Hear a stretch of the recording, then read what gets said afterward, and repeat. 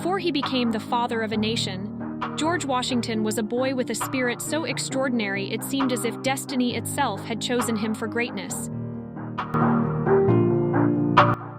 Born in 1732 on the lush plantation lands of Virginia, young George had an air about him that even the simplest farmhand couldn't ignore.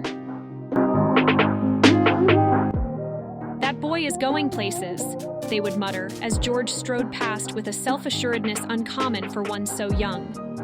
Little did they know how right they were. The Cherry Tree and the Hatchet of Truth.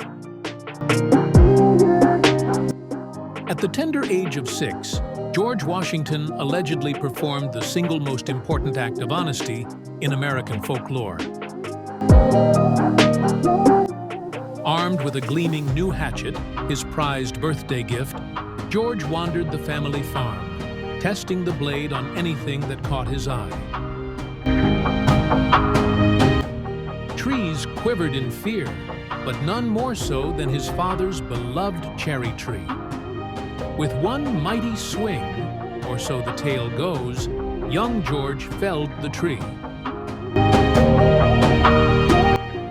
When his father discovered the deed and demanded an explanation, George stood tall, hatchet in hand, and uttered the words that would echo through the ages. "I cannot tell a lie."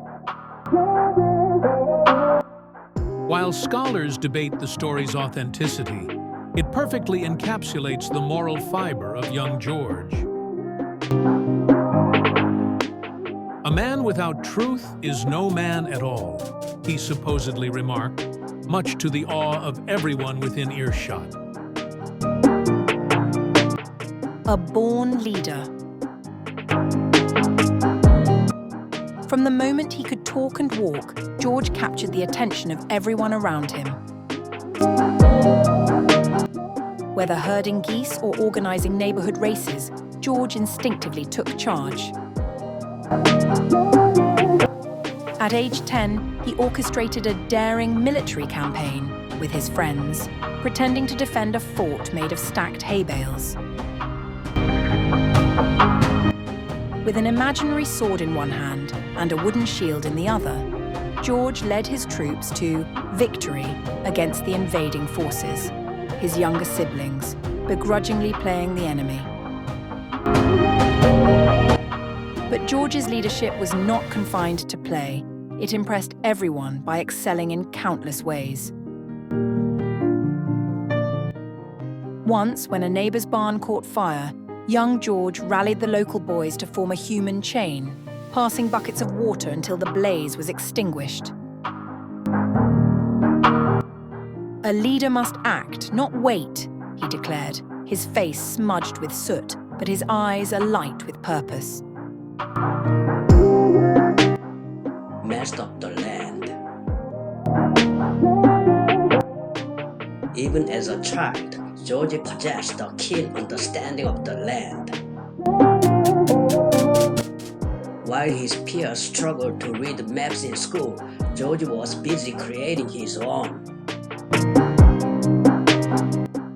By the age of 12, he had sketched a detailed layout of the family farm, noting every tree, creek, and hill with startling precision. He could survey a field faster than a hawk could spot a mouse, an old family friend once claimed. One particularly exaggerated tale speaks of George climbing the tallest oak tree in the region to get a better view of the terrain. From up here, I could see the whole world, he supposedly shouted to his friends below. Whether or not the tale is true, it's undeniable that George's vision extended far beyond the treetops. Strength of a young titan. George wasn't just a thinker, he was a doer. Known for his impressive strengths, he could outlive two boys twice his age. Local legends tell of George single-handedly lifting a fallen fence post, so heavy that grown men struggled to budge it. If it's worth doing yourself, he is said to have quipped, to the amazement of the onlookers. Another story recounts how George swam across a raging river to retrieve a stranded calf. The current was fierce, but George's strokes were fiercer. When he emerged, drenched and triumphant, the villagers cheered. "That boy will cross any river that stands in his way," an elderly woman predicted. The scholar of action. George's formal education may have been limited, but his hunger for knowledge was insatiable. He devoured books on farming, surveying, and leadership, often quoting passages to anyone who would listen.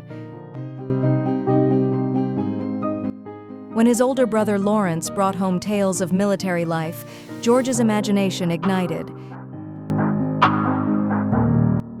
He practiced sword drills with sticks, mimicked battle cries, and even fashioned a makeshift uniform out of spare cloth. The visionary dreamer. While other boys dreamt of toys or sweets, George dreamt of something far greater. One day, he told a friend while gazing at the Virginia horizon, "These lands will belong to a united people, and I will serve them." His vision was so vivid, so audacious, that even adults took note. A future cast in stone. Though George Washington's childhood was filled with ordinary struggles, chores, lessons, and the occasional mischief, it was anything but ordinary. Every story, every deed, and every legend, whether exaggerated or not, paints a picture of a boy destined to change the world. From the moment he picked up that famous hatchet to the day he surveyed his first field, George Washington carried within him the seeds of a leader whose ambition, integrity, and determination would build a nation. If ever there was a childhood that foreshadowed greatness, it was his. And though he may not have foreseen crossing the icy Delaware or leading a new republic, young George surely knew one thing. He was born to leave his mark on history. Thank you for watching the video, The Boyhood of George Washington, provided by History and Current Events. This is Gina, and Sarah, Lily, Bill, and Tony have also contributed so far as narrators. Thank you.